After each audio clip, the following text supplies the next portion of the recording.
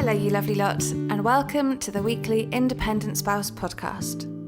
I'm Jess Sands, the founder of The Independent Spouse and current military wife running my own business, Design Jessica. Today, I've been talking to the wonderful Louise Fetigan. Louise herself is a veteran. She is married to a serving soldier who is currently on a 6-month deployment in Afghanistan, and she is a mother. But she also runs the charity Little Troopers. Now, Little Troopers is a registered UK charity and is solely dedicated to supporting some of the 130,000 military children in this country, whether their parents are in the Royal Navy, the British Army, or the Royal Air Force. Louise runs Little Troopers from her Marrie quarter in Windsor, where her husband is currently posted. But like many of us, she will be moving in the summer, so she is surrounded by boxes. But that's not held her back with what she's trying to achieve with the charity. Little Troopers provide so many well-needed resources for service children, and it is such an important thing for the families. It's important they're empowered so that they can face the challenges of modern military life, as well as giving the child a sense of belonging and recognising that the military life should be celebrated, that these children are really special and should never be disadvantaged. The main takeaway that I got from talking to Louise today is that she never gives up. Persistence is the key. And even though she's probably the busiest person that I've ever interviewed, she takes time to run this fantastic charity and she is achieving some amazing things. I'm so happy to be able to share this important podcast with you. Louise's story is really inspiring and I hope you get an awful lot out of it. Oh, hi Louise, and thank you so much for inviting me to your lovely home. Hello, welcome. Well, I mean, we're surrounded by boxes, but anyway. Oh gosh, don't worry, it's all part of military life. So firstly, I just wanted to say how brilliant Little Troopers is. I've been researching you and the charity this week. But if anybody hasn't heard of Little Troopers, could you give us a quick insight into what the charity is and how it started? Little Troopers is a charity supporting all children with one or both parents serving in the British Armed Forces. So started way back in 2011. There's a story. I never sort of woke up and wanted to start a charity. Ultimately, I'd got out the army. My husband was on his second tour of Afghanistan. My daughter at that time was 7 and just really struggling, really struggling.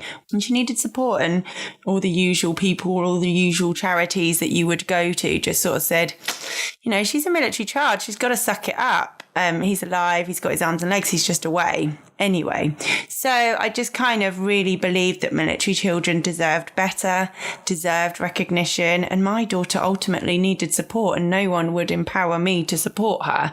So the charity was born, originally called My Daddy is a Soldier Adventures. So it was army only when I first started it. That was what I knew. And I felt like with starting a business or anything, a charity's not dissimilar. I didn't really know what I was doing. It was a real learning curve and I wanted to start with baby steps. So yeah, 2011, My Daddy is a Soldier Adventures. And then 3 years ago, we rebranded. I say we, the royal we, me, rebranded to become Little Troopers. So now we are an all-encompassing, the only all-encompassing charity in the UK supporting all military children with various resources, initiatives, events to help them in their unique challenges of being a military child. And I know, as a spouse with a posting coming up in the summer, that it's the uncertainty that really challenges me. And if you add to that the deployments and the operational nature of his job and the fact that he's on exercise a lot, it's quite lonely and it's a bit of a struggle. I didn't come from this world. My dad went to work at 9 o'clock in the morning and he came home at 5:30 and nothing really changed. It was really stable. But now as an adult, I seem to be in this life where there's a lot of uncertainty and I'm really not sure how I would manage it as a child. So there are so many more challenges for service children that other children don't need to face. What sort of resources do you have for them? I'm exactly the same as you. I didn't come from a military background. I joined the army myself as a teenager, but my husband is a military child. So Madison, our daughter, has really been the eyes into being a military child. And since starting the charity 7 or 8 years ago, has really kind of shown me the basis for what military children need. I think there's 3 values that the charity works towards, and that's inclusion, recognition and celebration. I think they're really, really important. I think military children need to feel included, and that is included in a move, included in a school change, included in a deployment, included in a separation. And by that I mean what we do at the charity is to provide resources like a separation pack, for example. We've got send a hug kit. We've got lots of stuff on the website that can be printed off to include them. I think way back when I started the charity, my husband was in Afghanistan, and my husband's regiment at the time would run deployment lunches, so to speak. And they would have a face painter and a bouncy castle in the gym for all the children. And then all the spouses would see the pictures of what they've been doing and all the rest of it. When actually that wasn't what my child needed. She needed to understand where he was, what the time is, what's the weather like. She needed to be included in that deployment and that separation to enable her little brain to process it a little better and understand it and be at peace with where he was. And so life could go on for those 6 or 7 months. So inclusion's really, really important. And that it extends to giving a sense of belonging. And that's the second value, recognition, about recognizing that military children often have a lack of, you never ask a military child, where are you from? Because they're not from anywhere. My daughter is not from anywhere. She was born in Germany. She's been to Cyprus. We've lived in Germany a long time. We've lived in various places all over the UK. She's not from anywhere. Her roots will mean something very different to a civilian child. So, belonging comes under recognition. We have a Little Trooper of the Month scheme where it's about recognising that military children not only have those unique challenges, but also exceptional real life stuff. Sometimes they might be poorly or have had an accident. So lots of initiatives to recognise that military children are special, they are brave, and they are often dealing with things different to their civilian peers. And the third one's celebration. So a lot of what the charity does is celebrate what we're a part of. As a military spouse, I definitely really dislike it when you're speaking to someone and, you're a military spouse and then they kind of screw their face up and go, oh dear, are you? That's a shame. And I'm like, no, I don't believe that. I'm a massive advocate for military life. I think there is some amazing benefits to it. I don't think it's all negative, and I don't think it's all a really bad, sad story. We've had some amazing times being a military family, and part of being the military is, when you marry someone in the military, oh, well, you knew what you were signing up to. Again, I don't believe that. I believe we need a military, as a country, we need that. The military need to move and the military need to deploy. But what is important is that things exist to help those scenarios. So those things still happen, but the charity is all about ensuring that you are empowered with lots of resources and stuff so you can deal with those things that always happen and celebrate them. So those are the three values, and they're sort of a bit more of what we do. Yeah, which is really important. It means that when they're far away, they know that their family's being a little bit looked after. And it means that they can focus on the important work that they are doing. Absolutely. It isn't easy. I'm a long way down the road. 18 years ago, nearly 19 years ago, I joined the military. I've been married over 15 years. I've been doing this a really long time and I'm still pretty rubbish at it. I don't think it gets easier. My husband becomes more of a habit. So, I was saying to someone recently, if you smoke for 2 years, it's probably, I'm guessing, easier to give up than if you've smoked for 10 years. And I feel the same with my husband. The longer we're married, the longer we're together, the more our lives get entwined. So the harder it is when he goes away. So it is about the whole unit. I think, military children, military spouses, if they're, coping better, then the service person is able to be much more operationally effective. And I get so many lovely letters and messages from people going, you know, what Little Troopers provided for my family while I was away really helped. It really meant that I could, you know, concentrate a little better. I had a great phone call or whatever when they were telling me what they'd been doing. You know, I think it's the whole family unit that is impacted, and we try to, you know, directly and indirectly support all of them. So Little Troopers is a tri-service charity. How many children do you think you've helped? I mean, thousands. There's over 130,000. I mean, I say that there isn't actually. It's controversial. Is it controversial? I don't know. It's a discussion topic. Nobody actually knows how many military children are because no one's ever done that kind of data. It's hilarious. I go to all these meetings. I was at something at the Houses of Parliament this last week. No one, and they're all just plucking numbers. It's a different number. So A, we don't know how many military children actually exist. No one knows that. The government, the MOD, nobody actually knows how many military children are in existence, but it's around 130,000. And yeah, we're tri-service. We also support all regular and reserve forces. So it's not just regulars. And we support thousands of them because we've got so many different resources. There's the app that we've got, our story reading app. We've got our birthday card scheme. We've just sent out our 3,000th separation pack. So that's just gone out. I've got 250 coming to the summer camp this weekend. Thousands of families are impacted through Little Troopers in lots of different ways. And you're quite possibly the busiest person that I've spoken to in this entire series. I know myself how busy I get running my own business, doing this podcast series, and being married to my very operational husband. But you're also somebody's mother and you run a charity. How on earth are you finding the time to do all these things? I don't do it. I don't do it all. I do it all with epic wobbles, periodically, basically.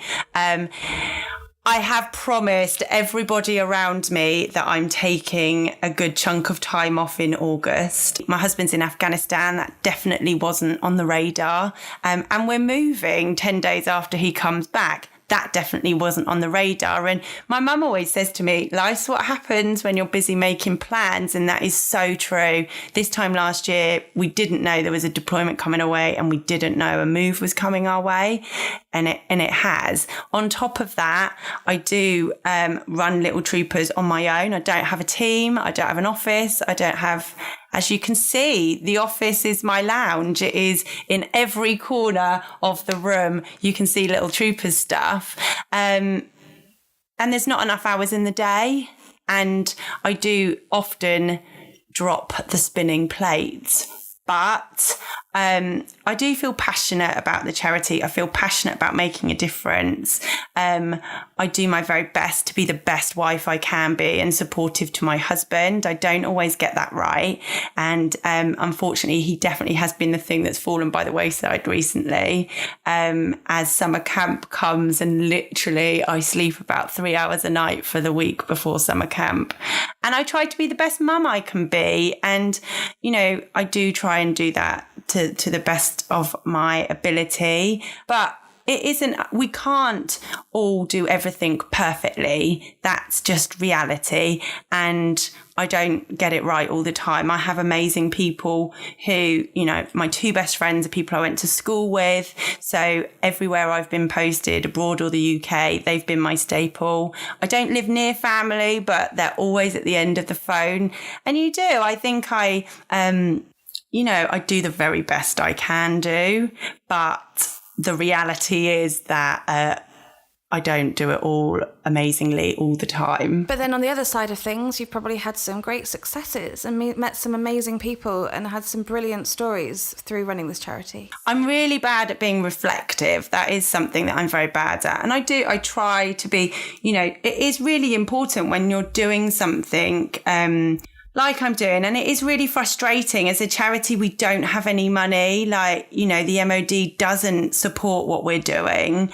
I use it all the time, I go to all these meetings and, you know, people just don't get it. They don't get that military children do need support. So I feel passionate about it, and that does sort of spur me on. But I probably have to remember I'm not superhuman as well. Be reflective, be proud. And a lot has been achieved with Little Troopers, actually. I think, you know, there has been some really good breakthroughs of great things that have been achieved, but I'm never happy. I've never achieved enough. But surely on the other side of things, you've had some great successes and you've probably heard some brilliant stories from some people. So what would you say is the best thing you've achieved so far? There have been loads of successes, and they sort of range from really small to the slightly bigger. So the app is amazing. So probably 4 years ago, I was like, I really want to create this app. But something that may seem so simplistic in your head, is really tricky in reality. So I'm like, come on, let's just have this created. And they were like, yeah, that's not quite so easy. And it's going to cost you over 60 grand, which took me 4 years to raise. So it just took ages for this app to kind of come to fruition. But, you know, HarperCollins came on board. Everyone says to me, well, how did you get them? You know, persistence. And that is to any business, charity, you know, never give up. Like, send that email, because why not? You don't know who's reading it. So that was a really huge achievement, that HarperCollins donate the book content. There is an app out there in existence, free for all British Armed Forces families, where they can remain connected by story, even if separated. So mum or dad can record a story and it captures their face, their audio and the book pages. And then instantly back at home, the child can log in and watch, listen, see that over and over again. How amazing is that? And I created that. So I do sometimes get little flutters of like, yay, I did it. That was great. Winning the military award, you know, 3 years ago, I did win a milli for support to the armed forces. That was pretty cool. I met David Beckham, so that's always a good day. Yeah, there's been some really, you know, I meet at summer camp, I meet so many of the military families who just, that's, you know, summer camp's reconnection. So the whole ethos of that event is that, you know, after a separation period, they're coming together in a field, and I just arrange loads of activities across the weekend. And it's just a weekend of no electronics, you know, in a field, getting back to basics, because when you've been separated for a long time, it can be really hard to reconnect again. There's great achievements. Every day is an achievement. If the charity's still going, my daughter's watered and fed, and I'm still like getting up and getting it done, that's an achievement. Oh, it is. But I think you've achieved some fantastic things. The support that you're giving is brilliant. So moving to the future, in 5 years' time, where do you think Little Troopers will be? I have great aspirations for Little Troopers that sometimes get knocked by frustrations, outside frustrations. My ultimate aim has always been to have a UK military family residential centre. So a centre where all military families, British Army, Royal Navy, Royal Air Force can come. Summer camp would be replicated over and over again. That event is so absolutely fundamental for some families, but it's just like so difficult to run it. So I'd love for that to run monthly, you know, for families. I'd love there to be a centre where, you know, military families can come and get the support they need pre and post deployment. During deployment, spouses and their children can get support. And also military children alone can come for residentials in the holidays and gain much needed well-being and, you know, recognition support. So that is my ultimate aim. I would like the Little Troopers at School project that's really making a difference, and that is a national project in all schools to help schools and teachers better understand the challenges of military children and to offer them resources to support military children in education settings. So that's really, really important as well. So I'd just like Little Troopers to still be in existence, to still be supporting so many military families. And I'd like it to be better supported by the MOD and the government. That would be good. It's a constant struggle with Little Troopers. It really, really is. And it's a bit of a no-brainer, really, that by supporting service children, you end up supporting the service personnel. It is a no-brainer, and I don't understand why it's received with such hostility. I don't know. I could get into all the whys and wherefores of these meetings that I go to where people are very rude to my face about, what I've created and its existence. And, but ultimately, take me out of it. Little Troopers has really captured the hearts of military families. It's a really active community that's so loved and so needed, and currently runs on very little money. But that makes me really sad, because imagine what it could achieve with a little bit of money injection. So I would like it to be better supported. I'd like it to be, by the people that should be supporting it and should be recognising our military children, because they're important. And it is so important, especially to me. I know that when I chat to my husband about his career and the plans that he's making, that we really need to think about and consider when we're going to have our children. But the fact that there is some support out there through Little Troopers is great for me. It means that I can, have peace of mind that we're not on our own, and that the work you are doing with Little Troopers means that when I do have my children, there's that little bit of support that I can rely on. And, it isn't easy. I can't say that, it hasn't been a rocky road for our daughter. I'm not a massive fan of the word resilient, because I actually think military children often don't have a choice in that.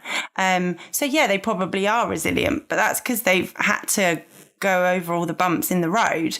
But I think my daughter definitely has a strength that I didn't have at 15. She definitely has a confidence because she's had to find that. We're moving again, and that's not like her 9th school, and she's had to find that confidence to walk into those classrooms. But on the same token, my daughter has also suffered at the hands of deployment, and, she has really suffered with anxiety, and that's because of the life that she lives. And of course I worry about that, and I can't say that that's completely taken away by the charity, but I think what it does do is let children know that they aren't alone, B, let them know that they are recognised and what they're going through is recognised. And I think that's important, and that they are part of something really special. And it is so important. And I genuinely want to say thank you for all the hard work that you do, even though it's taking up your entire house, life, everything. I enjoy it though. I do enjoy it. And, if I didn't, I wouldn't do it. I've had some amazing opportunities. I've met amazing people. I go amazing places, to spread the word of Little Troopers as much as I can. But it's definitely all consuming. Well, I think what you're doing is completely amazing, and fair play to you. So now we are moving on to the quickfire questions. Are you ready? I'm not good with quick fires, so let's call them long answered quick fires. No, that is completely fine. So the first one. Who would you most like to hear from on the Independent Spouse podcast? I have really, really had my eyes open. So at the beginning of this deployment, I started an Instagram account, just talking about military life, basically, and deployment. And I am absolutely blown away by the amazing military spouses that are out there that I've met through Instagram over the last couple of months. I want to hear more about them. There's so many military spouses running small businesses, and they've all got a story, and all the stories are so unique. So I task you to speak to every military spouse that exists, Jess, and I want to hear all their stories. Oh, I definitely will get out there, and then I will be just as busy as you. Yeah. So the next one, well, this is really just for my husband, who I'm pretty sure is just trying to get ideas out of people. But what is the best present that your husband has ever brought you back from a deployment? I think that question's hilarious. Maybe it's different in different surfaces, but I'm telling you now, my husband has been to Iraq twice, a UN tour of Cyprus, Kosovo, Bosnia, 3rd tour of Afghan. I've never had a present, ever. So maybe that's an army thing. Maybe your listeners could put me straight. I've never had a deployment present. Ever. Oh no, he's not doing it right. So maybe he's just not going to the places where he can bring presents back. Yeah, no, can't answer that. Never had anything. Well, that is really disappointing. You're going to have to make him a list. But I have asked for a new cooking pot with the tour bonus. I want a nice Le Creuset, so that'll be my deployment present. I'm going to make sure I let him know that the norm is to bring me back a present. He'll be ever thankful to you. Oh no, I'm sure he will be. You'll just have to get him to listen to this podcast and tell him that everybody gets presents, and that's the whole point of his deployment, really. So the next one is, what's the most courageous thing that you have ever done as a military spouse entrepreneur? Giving up my job.